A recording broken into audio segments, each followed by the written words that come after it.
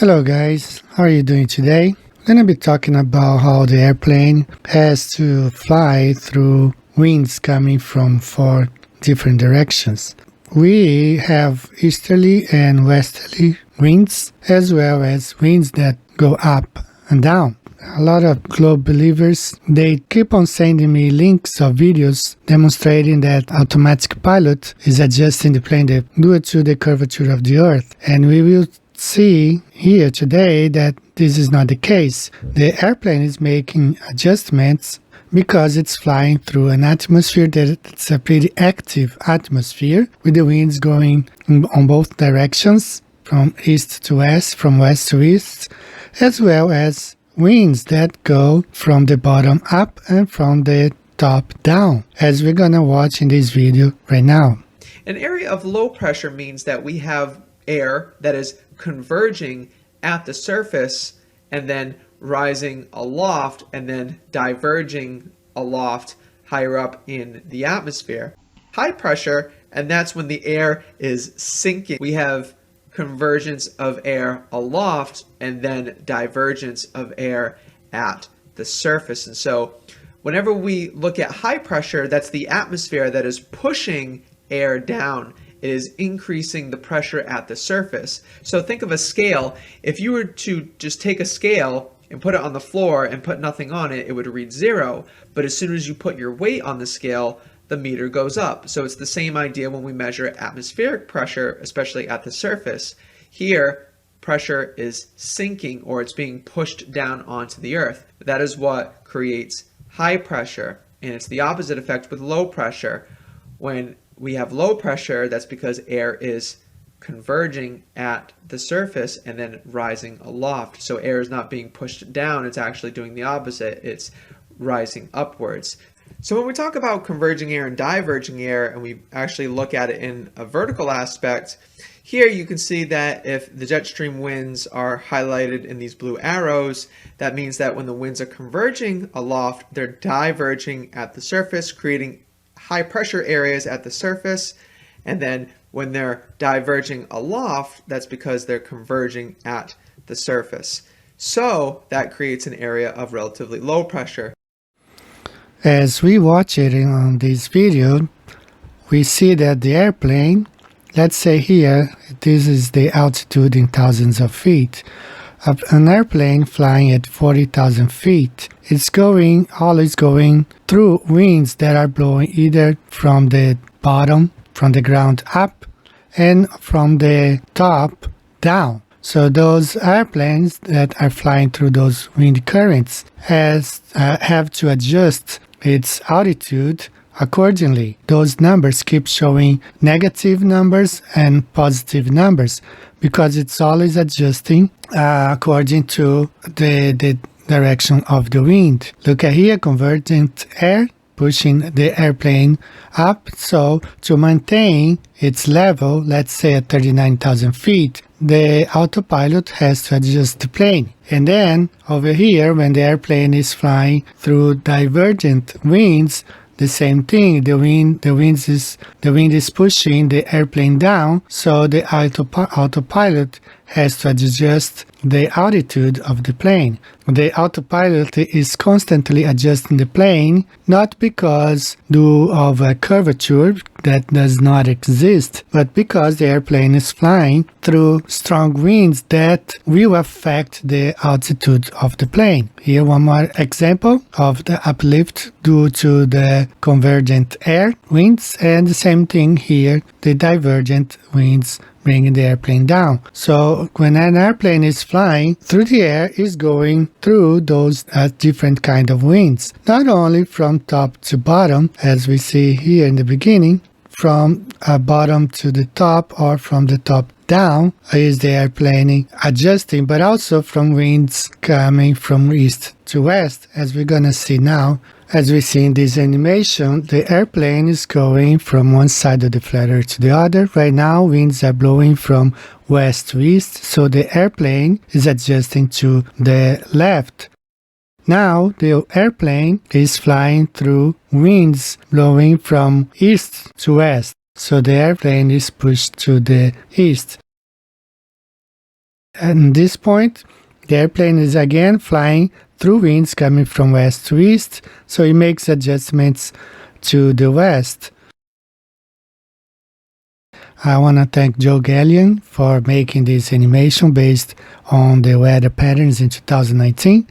Right now, the airplane is adjusting to the right because it's being pushed to the left because of the winds. Right now, the airplane is adjusting to the west because the wind is coming from the west to the east, and so the autopilot has to adjust. And finally here, one more time, the airplane is adjusting to east because it's being pushed to the west because of the winds. If the autopilot was really adjusting to only because of a supposed curvature of the Earth, the numbers should be always negative because it will be a constant dive. Every mile, actually, the airplane should be adjusting down because of the supposed curvature of the Earth. It would be pretty similar to this curvature formula here. The airplane should have to adjust constantly, dipping down the nose, so that means the number on the altimeter would be always negative, never positive. But on the contrary, with the numbers on the altimeter is always negative and affirmative, which means the airplane is only adjusting for the pressure, air pressure. It has nothing to do with the curvature of the Earth. It's only adjusting because of the air pressure caused by these winds, the divergent winds and convergent winds that is pushing the airplane up and down, uplift and subsidence. So the airplane has to constantly be adjusting, as mentor pilot explains in this short video. The atmosphere essentially looks like, it looks pretty much like, you know, the surface of the Earth, where you have high mountains and deep valleys. In the case of the atmosphere, those mountains and valleys are high pressures or low pressures. The atmosphere essentially looks like, it looks pretty much like, you know, the surface of the Earth, where you have high mountains and deep valleys. In the case of the atmosphere, those mountains and valleys are high pressures or low pressures. So there are many other kinds of winds that we're going to talk about right now, and all of them influence the flights. And so those adjustments has to be made constantly as the airplane goes through those different weather patterns. Here you see the rotor kind of wind caused by, you know, the topography of Earth. So airplanes go through those and have to make adjustments. And here we have more winds that changing positions, changing its course due to the topography and causes turbulence, and that can affect the airplane greatly, from small bumps to terrible accidents, as it has been recorded in history.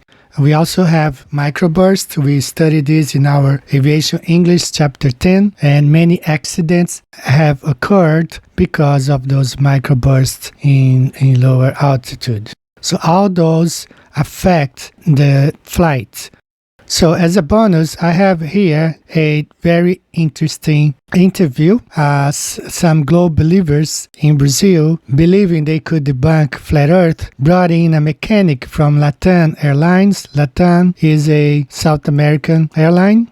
It's a company from Brazil and Chile. So they fly to Sydney. So these globe believers brought into their program a mechanic from Latam because they wanted to debunk flat Earth, and it backfired. The mechanic was not defending flat Earth. He was just there to answer the questions, and it backfires greatly because all his answers favored the flat Earth model. So the show took 2 hours long. I select only 3 points that I found it very interesting. I have added the subtitles here, so I want you guys to go ahead and look at these 3 points. The 3 points are selected from this 2 hours long interview are these: the autonomy of the flight Santiago to Sydney. The Globe believers were questioning that an airplane cannot fly all the way from Santiago to Chile the way it's designed. So the mechanic gives a very important information. And 2, adjusting for curvature, which is what we just discussed in this video. And 3, planes flying at the speed of sound. So let's go ahead and listen. Please pay attention on the subtitles. Nesse caso aí, provavelmente a aeronave que eles estão operando, porque tem um mês só, ela consegue fazer essa autonomia. Então, por exemplo, vamos dar exemplo lá do Airbus que o presidente Lula adquiriu na época. Eu atendi aquele avião quando foi comprado, da Airbus.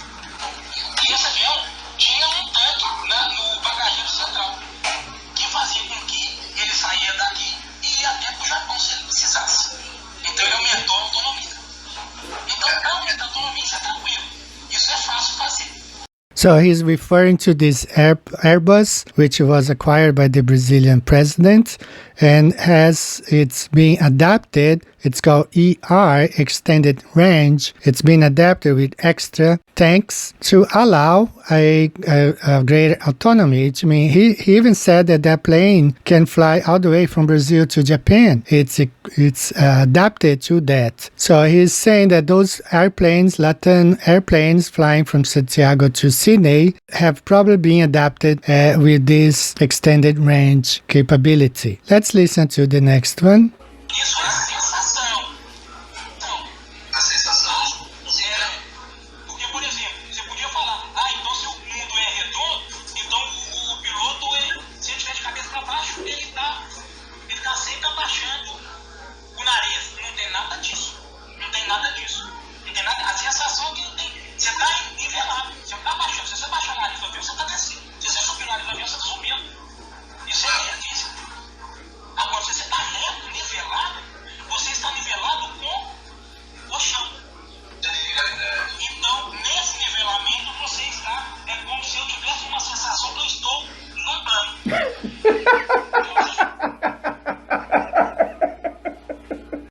Alright, so the guy who sent me this video was even laughing because he just destroyed this Globe Believers argument. He's just saying that, a pilot flies as if he's flying on a flat plane.